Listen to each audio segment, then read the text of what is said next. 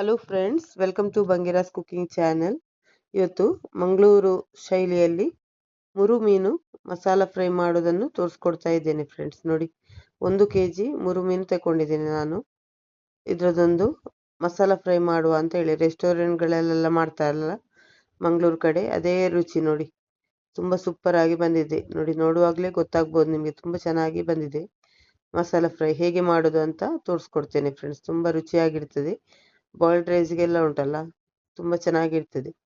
ನೋಡಿ ಹೇಗೆ ಮಾಡೋದು ಅಂತ ತೋರಿಸ್ಕೊಡ್ತಾ ಇದ್ದೇನೆ. ನೋಡಿ, ಸಖತ್ತಾಗಿರ್ತದೆ ಫ್ರೆಂಡ್ಸ್. ಒಮ್ಮೆ ಟ್ರೈ ಮಾಡಿ ನೋಡಿ, ತುಂಬ ಚೆನ್ನಾಗಿ ಬರ್ತದೆ. ನನ್ನ ಚಾನಲನ್ನು ಫಸ್ಟ್ ಟೈಮ್ ನೋಡ್ತಿರುವವರಾದರೆ ನನ್ನ ಚಾನಲ್ಗೊಂದು ಸಬ್ಸ್ಕ್ರೈಬ್ ಮಾಡೋದನ್ನು ಮರಿಬೇಡಿ ಫ್ರೆಂಡ್ಸ್. ಹಾಗೆ ವಿಡಿಯೋ ಇಷ್ಟ ಆದರೆ ವಿಡಿಯೋಗೊಂದು ಲೈಕ್ ಕೊಡಿ. ವಿಡಿಯೋವನ್ನು ಆದಷ್ಟು ಪೂರ್ತಿಯಾಗಿ ಸ್ಕಿಪ್ ಮಾಡದೆ ನೋಡಿ. ನೋಡಿ, 1 kg ಮೀನು ತಗೊಂಡಿದ್ದೇನೆ. ನೋಡಿ, 3 ಮೀನು. ಇದನ್ನು ಕಟ್ ಮಾಡೋದು ಹೇಗೆ ಅಂತ ಹೇಳಿ ತೋರಿಸ್ಕೊಡ್ತೇನೆ. ಮೊದಲಿಗೆ ನೋಡಿ, ಈ ತರ ಇದ್ರ ರಿಂಕೆ ಎಲ್ಲ ಫಸ್ಟಿಗೆ ಕಟ್ ಮಾಡ್ಕೊಳ್ಬೇಕು. ನೋಡಿ, ಈ ತರ ಕತ್ರಿಯಲ್ಲಿ ಆದ್ರೆ ಸ್ವಲ್ಪ ಸುಲಭ ಆಗ್ತದೆ, ಕತ್ರಿಯಲ್ಲಿ ಕಟ್ ಮಾಡಿದ್ರೆ. ನೋಡಿ, ಈ ತರ ಇದು ಸ್ವಲ್ಪ ಮುಳ್ಳು ಇರೋದ್ರಿಂದ ಸ್ವಲ್ಪ ಕಟ್ ಮಾಡುವಾಗ ಎಲ್ಲ ಜಾಗ್ರತೆ ಆಗ್ಬೇಕು. ಕೈಗೆಲ್ಲ ಇದು ಗಾಯ ಆಗುವ ಚಾನ್ಸ್ ಇರ್ತದೆ, ಅದಕ್ಕಾಗಿ. ನೋಡಿ, ಈ ತರ ಫಸ್ಟಿಗೆ ಇದೆಲ್ಲ ಉಂಟಲ್ಲ, ಇದರ ರೆಂಕೆ ಎಲ್ಲ ಸ್ವಲ್ಪ ಶಾರ್ಪ್ ಇರ್ತದೆ, ಅದೆಲ್ಲ ಮೊದಲಿಗೆ ತೆಗೆದು ಬಿಡ್ಬೇಕು. ನೋಡಿ, ಮತ್ತೆ ಇದರ ಕೆಪ್ಪೆ ನೋಡಿ, ಇದು ಕೂಡ ಹಾಗೆ, ಇದು ಸ್ವಲ್ಪ ಮುಳ್ಳು ತರ ಇರ್ತದೆ, ಸ್ವಲ್ಪ ಶಾರ್ಪ್ ಇರ್ತದೆ. ಅದಕ್ಕಾಗಿ ಇದನ್ನು ನೋಡಿ ತೆಗಿತಾ ಇದ್ದೇನೆ. ನೋಡಿ, ಈ ತರ ನೋಡಿ, 2 ಬದಿ ಕೂಡ ತೆಗಿಬೇಕು ಇದನ್ನು. ಇದೆಲ್ಲ ತೆಗೆದ ಮೇಲೆ ಉಂಟಲ್ಲ ಸುಲಭ ಆಗ್ತದೆ ಕಟ್ ಮಾಡ್ಲಿಕ್ಕೆ. ನೋಡಿ, ನಾವು ಮಸಾಲ ಫ್ರೈ ಮಾಡೋದ್ರಿಂದ ನಮಗೆ ತಲೆ ತೆಗೆಯುವುದಿಲ್ಲ ನಾನು. ಅದು ಇಡೀ ಇದ್ರೆ ನೋಡ್ಲಿಕ್ಕೆ ಚೆನ್ನಾಗಿರ್ತದೆ, ರೆಸ್ಟೋರೆಂಟ್ ಸ್ಟೈಲಲ್ಲಿ ಚೆನ್ನಾಗಿರ್ತದೆ ನೋಡ್ಲಿಕ್ಕೆ. ಅದಕ್ಕಾಗಿ ನಾನು ತಲೆಯನ್ನು ಕಟ್ ಮಾಡುದಿಲ್ಲ. ನೋಡಿ, ಈ ತರ ಉದ್ದಕ್ಕೆ ಕಟ್ ಮಾಡ್ಕೊಂಡಿದ್ದೀನಿ. ಇದ್ರೊಳಗೆ ಒಳಗೆ ಇರುವಂತ ಇದೆಲ್ಲ ತೆಗಿಬೇಕು, ಅದ ಕರಳೆಲ್ಲ ಈ ತರ ಎಳೆದು ತೆಗಿಬೇಕು. ಇದ್ರ ಹೂ ಉಂಟಲ್ಲ, ತಲೆಯಲ್ಲಿ ಹೂ ಇರ್ತದೆ, ಅದು ಕೆಲವರು ಹಾಕ್ತಾರೆ, ಕೆಲವರು ತೆಗಿತಾರೆ. ನಿಮ್ಗೆ ಬೇಡದಿದ್ರೆ ತೆಗಿಬಹುದು, ನಾನು ತೆಗಿತಿಲ್ಲ. ನಿಮ್ಗೆ ಬೇಡದಿದ್ರೆ ತೆಗಿಬಹುದು. ತಲೆಯಲ್ಲಿ ಇರುವಂತಹ ಹೂ ನೋಡಿ ಎಲ್ಲ ಅದ್ರ ಒಳಗೆ ಎಲ್ಲ ಕ್ಲೀನ್ ಮಾಡ್ಕೊಂಡಿದ್ದೀನಿ ನಾನು. ನೋಡಿ, ಇನ್ನು ಚಂದ ಮಾಡಿ ತೊಳಿಬೇಕು. ಇದ್ರ ಸಿಪ್ಪೆ ತೆಗಿಲಿಕ್ಕೆ ಉಂಟು ನೋಡಿ, ಮೇಲೆಯಿಂದ ಮೇಲೆ ಭಾಗ ಉಂಟಲ್ಲ, ತೆಗಿಬೇಕು. ನೀವು ಈ ಹೋಟೆಲ್ಗೆಲ್ಲ ಹೋದ್ರೆ ಉಂಟಲ್ಲ, ತೆಗಿಯುವುದಿಲ್ಲ ಅವರು. ಅದು ನಾವು ಮನೆಯಲ್ಲೇ ಮಾಡುವಾಗ ತೆಗೆದ್ರೆ ಒಳ್ಳೇದು. ನೋಡಿ, ಈ ತರ ನೋಡಿ, ಸುಲಭದಲ್ಲಿ ಬರ್ತದೆ ತೆಗಿಲಿಕ್ಕೆ. ಸ್ವಲ್ಪ ಫಸ್ಟಿಗೆ ಸ್ವಲ್ಪ ಕಷ್ಟ ಆಗ್ತದೆ ತೆಗಿಲಿಕ್ಕೆ, ಸ್ವಲ್ಪ ಬಂದ್ರೆ ಉಂಟಲ್ಲ ಮತ್ತೆ ಸುಲಭದಲ್ಲಿ ತೆಗಿಬಹುದು. ನೋಡಿ, ಈ ತರ ನೋಡಿ, 2 ಬದಿ ಕೂಡ ಅದ್ರ ಇದು ತೆಗಿಬೇಕು, ಸ್ಕಿನ್ ತೆಗಿಬೇಕು. ನೋಡಿ, ಈ ತರ. ಇಲ್ಲದ್ರೆ ಅದು ಫ್ರೈ ಮಾಡಿದ ಮೇಲೆ ಉಂಟಲ್ಲ ಒಂಥರ ದಪ್ಪ ದಪ್ಪ ಸಿಗ್ತದೆ, ಅದಕ್ಕಾಗಿ ನಮ್ಗೆ ಇಷ್ಟ ಆಗುದಿಲ್ಲ. ಅದಕ್ಕಾಗಿ ಕೆಲವರು ತೆಗಿಯುವುದಿಲ್ಲ, ಬೇಕಿದ್ರೆ ತೆಗೆದ್ರೆ ಒಳ್ಳೇದು. ನೋಡಿ, ಈ ತರ.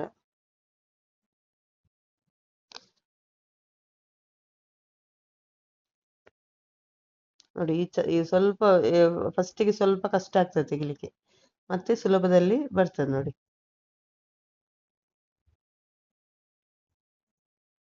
ಇದ್ರಲ್ಲಿ ತುಂಬಾ ಮಾಂಸ ಜಾಸ್ತಿ, ಇದು ಮೀನು ಉಂಟಲ್ಲ ತುಂಬಾ ರುಚಿ.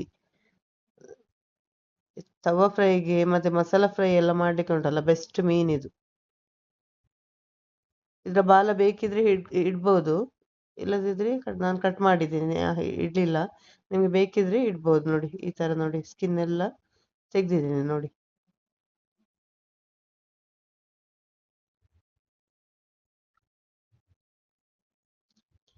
ವಿಡಿಯೋ ಇಷ್ಟ ಆದ್ರೆ ವಿಡಿಯೋಗೊಂದು ಲೈಕ್ ಕೊಡೋದನ್ನು ಮರಿಬೇಡಿ ಫ್ರೆಂಡ್ಸ್. ವಿಡಿಯೋ ಇಷ್ಟ ಆದ್ರೆ ವಿಡಿಯೋಗೊಂದು ಲೈಕ್ ಕೊಡಿ, ಸಪೋರ್ಟ್ ಮಾಡಿ.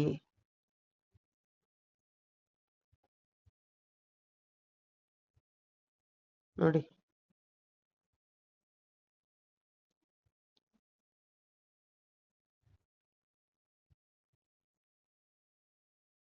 ಮಂಗಳೂರು ಹೋಟೆಲ್ಗಳಿಗೆಲ್ಲ ಹೋದ್ರೆ ಉಂಟಲ್ಲ, ಒಳ್ಳೆ ರೇಟ್ ಉಂಟು ಇದು ಮೀನಿಗೆ. ನೋಡಿ, ಮಸಾಲ ಫ್ರೈ ಮಾಡಿದ್ರೆ ಉಂಟಲ್ಲ, ಒಂದು ಮೀನು ಮಸಾಲ ಫ್ರೈಗೆ ಒಂದು 200 ರೂಪಾಯಿ ತನಕ ಹೇಳ್ತಾರೆ, 200-250 ರೂಪಾಯಿ ಹೇಳ್ತಾರೆ. ನೋಡಿ, ಇದನ್ನು ಚೆನ್ನಾಗಿ ತೊಳಿಬೇಕು ನೋಡಿ. ಒಂದೊಂದಾಗಿ ತೊಳೆದು ತೆಗೆಯುದು ನಾನು ನೋಡಿ. ಇದ್ರ ಹೂ ಉಂಟಲ್ಲ, ಅದರೊಳಗೆಲ್ಲ ಹೊಯ್ಗೆ ಇರ್ತದೆ. ಅದಕ್ಕಾಗಿ ಚೆನ್ನಾಗಿ ಈ ತರ ನೋಡಿ ಚೆನ್ನಾಗಿ ತೊಳಿಬೇಕು. ತೊಳಿಲಿಲ್ಲದ್ರೆ ಅಷ್ಟೊಂದು ಚೆನ್ನಾಗಾಗುದಿಲ್ಲ ನೋಡಿ.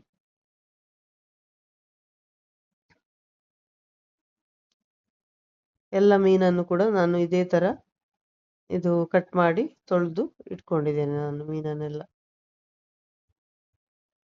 ನೋಡಿ. 1 kg ಮೀನು ನೋಡಿ,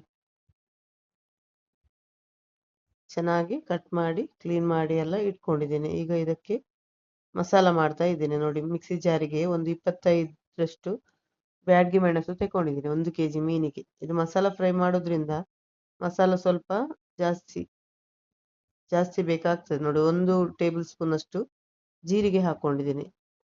1 ಟೇಬಲ್ ಸ್ಪೂನ್ ಅಷ್ಟು ಜೀರಿಗೆ ಬೇಕು ನೋಡಿ. ಒಂದು ಅರ್ಧ ಸ್ಪೂನ್ ಅಷ್ಟು ಅರಿಶಿಣದ ಪುಡಿ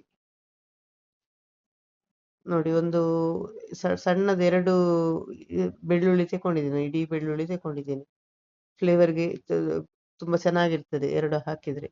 ರುಚಿಗೆ ಉಪ್ಪು, ಕಲ್ಲುಪ್ಪು ಹಾಕೊಂಡೆ. ಮತ್ತೆ ಹುಣಸೆ ಹಣ್ಣು ನೋಡಿ, ಒಂದಿಷ್ಟು ಹುಣಸೆ ಹಣ್ಣು ಬೇಕು ನೋಡಿ. ಇದನ್ನು ನಾನು ಬೀಜ ಎಲ್ಲ ತೆಗೆದು ನೋಡಿ ನೆನೆಸ್ಕೊಂಡು ಇಟ್ಕೊಂಡಿದ್ದೇನೆ ನೋಡಿ. ನೀರೆಷ್ಟು ಬೇಕು ನೋಡ್ಕೊಂಡು ಹಾಕೊಳ್ಬೇಕು. ಹಾಕೊಂಡು ಫೈನ್ ಆಗಿ ಪೇಸ್ಟ್ ಮಾಡ್ಕೊಳ್ಬೇಕು.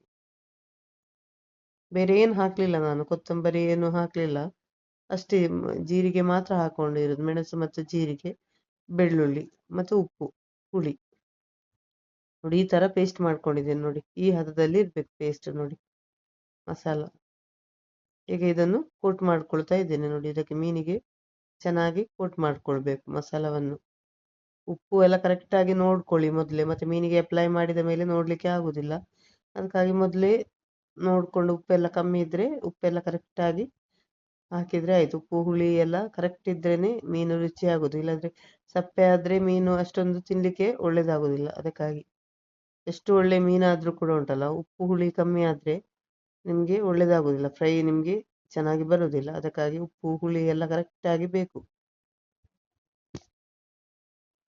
ನೋಡಿ. ಚೆನ್ನಾಗಿ ಕೋಟಿಂಗ್ ಎಲ್ಲ ಮಾಡಿ ಇಟ್ಕೊಳ್ತೇನೆ. ಒಂದು ಅರ್ಧ ಗಂಟೆ ಇಟ್ಟರೆ ಒಳ್ಳೇದು. ಚೆನ್ನಾಗಿ ಇದು ದೊಡ್ಡ ಮೀನಾಗಿರೋದ್ರಿಂದ ಇದು ಅರ್ಧ ಗಂಟೆ ಇಟ್ಟರೆ ಮಸಾಲೆ ಎಲ್ಲ ಚೆನ್ನಾಗಿ ಇಳ್ಕೊಳ್ತದೆ ಇದಕ್ಕೆ. ಅದಕ್ಕಾಗಿ ನೋಡಿ ಚೆನ್ನಾಗಿ ಮಿಕ್ಸ್ ಅದರ ತಲೆಯೊಳಗೆಲ್ಲ ಉಂಟಲ್ಲ, ಚೆನ್ನಾಗಿ ಮಸಾಲ ಅಪ್ಲೈ ಮಾಡಬೇಕು. ಇಲ್ಲದ್ರೆ ಒಂದೊಂದು ಕಡೆ ಸಪ್ಪೆ ಸಪ್ಪೆ ಇರ್ತದೆ ನೋಡಿ. ಇಷ್ಟು ಮಸಾಲ ಉಳಿದಿದೆ. ಇದು ನಮಗೆ ಮಸಾಲ ಫ್ರೈ ಮಾಡಲಿಕ್ಕೆ ಬೇಕು ನೋಡಿ. ಎಷ್ಟು ಮಸಾಲ. ಇಲ್ಲಿ ನಾನು ನೀರುಳ್ಳಿ, ಟೊಮೆಟೊ ಮತ್ತು ಕೊತ್ತಂಬರಿ ಸೊಪ್ಪು ನೋಡಿ ಕಟ್ ಮಾಡಿ ಇಟ್ಕೊಂಡಿದ್ದೇನೆ. ಈಗ ಇದು ಕಾವಲಿಗೆ ನೋಡಿ ತೆಂಗಿನ ಎಣ್ಣೆ ಹಾಕ್ಕೊಳ್ತಾ ಇದ್ದೀನಿ. ತೆಂಗಿನ ಎಣ್ಣೆನೇ ಯೂಸ್ ಮಾಡಿ, ಯಾಕಂದ್ರೆ ಫಿಶ್ ಐಟಮ್ ಯಾವುದೇ ಮಾಡುವಾಗ ತೆಂಗಿನ ಎಣ್ಣೆ ಫ್ಲೇವರೇ ತುಂಬಾ ಚೆನ್ನಾಗಿರ್ತದೆ. ಅದಲ್ಲದೆ ಯಾವುದೇ ಫ್ರೈ ಐಟಮ್ ಮಾಡುವಾಗ ಉಂಟಲ್ಲ, ಅದು ಕೊಕೊನಟ್ ಆಯಿಲಲ್ಲೇ ಇರುದು ಫ್ಲೇವರ್ ತುಂಬಾ ಚೆನ್ನಾಗಿ ಬರ್ತದೆ ನೋಡಿ. ಮೀನು ಹಾಕಿದ್ದೇನೆ ನೋಡಿ. ಇದು ಕಮ್ಮಿ ಅಂದ್ರೆ ಒಂದು 5ರಿಂದ 7 ನಿಮಿಷ ಫ್ರೈ ಆಗ್ಬೇಕು. ಒಂದು ಸೈಡ್ ಫ್ರೈ ಆಗ್ಬೇಕು, ಆಮೇಲೆ ಮಗಿಚಿ ಹಾಕ್ಬೇಕು. ಚೆನ್ನಾಗಿ ಫ್ರೈ ಆಗದೆ ಮಗಿಚಿದ್ರೆ ನಿಮ್ಗೆ ಕೋಟಿಂಗ್ ಚೆನ್ನಾಗಿ ಬರುದಿಲ್ಲ. ಕೋಟಿಂಗ್ ಮತ್ತೆ ನಮ್ಗೆ ಮಾಡ್ಲಿಕ್ಕೆ ಉಂಟು, ಮಸಾಲ ಫ್ರೈ ಮಾಡುವಾಗ ಮಾಡ್ಲಿಕ್ಕೆ ಉಂಟು. ಆದ್ರೂ ಚೆನ್ನಾಗಿ ಫ್ರೈ ಆದ್ರೆ ಒಳ್ಳೇದು. ಒಂದೇ ತರ ಬೇಯ್ತದೆ ನೋಡಿ. ನೋಡಿ ಒಂದು ಕಡೆ ಬೆಂದಿದೆ ನೋಡಿ. ಈಗ ಮಗಿಚಿ ಹಾಕ್ತಾ ಇದೆ ನೋಡಿ. ಎಷ್ಟು ಚೆನ್ನಾಗಿ ಬಂದಿದೆ ನೋಡಿ ಕಲರ್ ನೋಡಿ. ಈಗ ಇದನ್ನ ಒಂದು ಬದಿಗೆ ಮಾಡ್ಕೊಳ್ತೇನೆ ನಾನು, ಯಾಕಂದ್ರೆ ಮಸಾಲ ಫ್ರೈ ಮಾಡ್ಲಿಕ್ಕೆ ಉಂಟಲ್ಲ. ಅದಕ್ಕಾಗಿ ಇದನ್ನು ಫಿಶ್ ಅನ್ನು ಒಂದು ಸೈಡ್ಗೆ ಮಾಡ್ಕೊಳ್ತಾ ಇದ್ದೇನೆ. ಈಗ ನೋಡಿ ನೀರುಳ್ಳಿ, ಟೊಮೆಟೊ ಎಲ್ಲ ಕಟ್ ಮಾಡಿ ಇಟ್ಕೊಂಡಿದ್ದೇನಲ್ಲ ನಾನು, ಇದನ್ನು ಹಾಕೊಳ್ತೇನೆ ಇದಕ್ಕೆ ನಾನು ನೋಡಿ. ಸ್ವಲ್ಪ ನೀರುಳ್ಳಿ, ಟೊಮೆಟೊ ಮತ್ತು ಕೊತ್ತಂಬರಿ ಸೊಪ್ಪು ಮತ್ತು ಸ್ವಲ್ಪ ಕರಿಬೇವಿನ ಸೊಪ್ಪು ಕೂಡ ಹಾಕೊಳ್ತೇನೆ ನಾನು.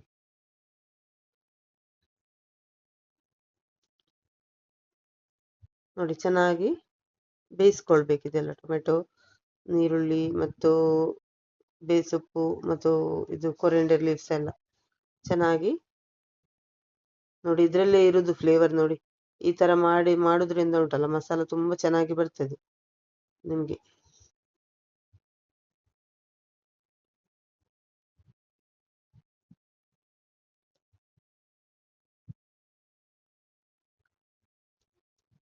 ನೋಡಿ, ಈಗ ಇದಕ್ಕೇನೆ ಮಸಾಲ ಹಾಕೊಳ್ತಾ ಇದ್ದೀನಿ. ಉಳಿದಿರುವ ಮಸಾಲದಲ್ಲಿ ಸ್ವಲ್ಪ ಹಾಕೊಳ್ತಾ ಇದ್ದೀನಿ ನೋಡಿ. ಚೆನ್ನಾಗಿ ಬೇಯಿಸ್ಕೊಳ್ಬೇಕು. ಇದು ನೀರುಳ್ಳಿ ಎಲ್ಲ ಉಂಟಲ್ಲ, ನೀರುಳ್ಳಿ ಟೊಮೆಟೊ ಎಲ್ಲ ಇದಕ್ಕೆ ಚೆನ್ನಾಗಿ ಹೊಂದ್ಕೊಳ್ಬೇಕು. ಚೆನ್ನಾಗಿ ಮಸಾಲ ಚೆನ್ನಾಗಿ ಬರ್ಬೇಕು. ಇದರಿಂದ ಎಣ್ಣೆ ಎಲ್ಲ ಉಂಟಲ್ಲ ಬಿಟ್ಕೊಂಡು ಬರ್ಬೇಕು ನೋಡಿ. ಎಣ್ಣೆ ಎಲ್ಲ ಇರೋದು ಚೆನ್ನಾಗಿ ಬಿಟ್ಕೊಂಡು ಬರ್ಬೇಕು. ಅಲ್ಲಿವರೆಗೆ ಚೆನ್ನಾಗಿ ಫ್ರೈ ಮಾಡ್ಕೊಳ್ಬೇಕು ನೋಡಿ.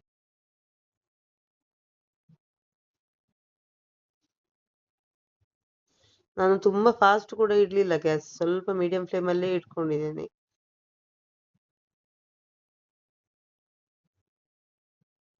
ನೋಡಿ,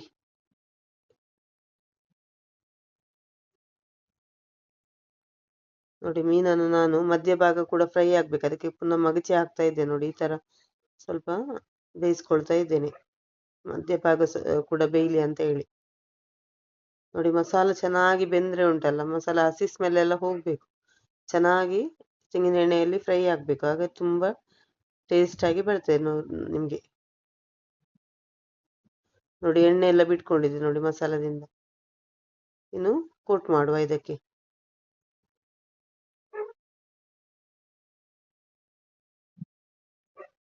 ಚೆನ್ನಾಗಿ ಕೋಟ್ ಮಾಡ್ಕೊಳ್ಬೇಕು ಮೀನಿಗೆ. ಮಂಗಳೂರು ಶೈಲಿಯಲ್ಲಿ ಮುರುಮೀನು ಮಸಾಲ ಫ್ರೈ ನೋಡಿ. ಇದೇ ತರ ಮಾಡುದು ಮಂಗಳೂರು ರೆಸ್ಟೋರೆಂಟ್ಗಳಲ್ಲೆಲ್ಲ ನೋಡಿ. ತುಂಬಾ ಟೇಸ್ಟ್ ಆಗಿರ್ತದೆ ನೋಡಿ, ತುಂಬಾ ರುಚಿಯಾಗಿರ್ತದೆ. ಒಮ್ಮೆ ಟ್ರೈ ಮಾಡಿ ನೋಡಿ ನೀವು. ಮಾಡಿ ಟೇಸ್ಟ್ ಮಾಡಿ ಮತ್ತೆ ನನಗೆ ಕಮೆಂಟ್ ಅಲ್ಲಿ ಹಾಕ್ಬೇಕು ನೀವು ಯಾವ ತರ ಬಂದಿದೆ ಅಂತ ಹೇಳಿ. ತುಂಬಾ ಸೂಪರ್ ಆಗಿರ್ತದೆ ಫ್ರೆಂಡ್ಸ್ ನೋಡಿ.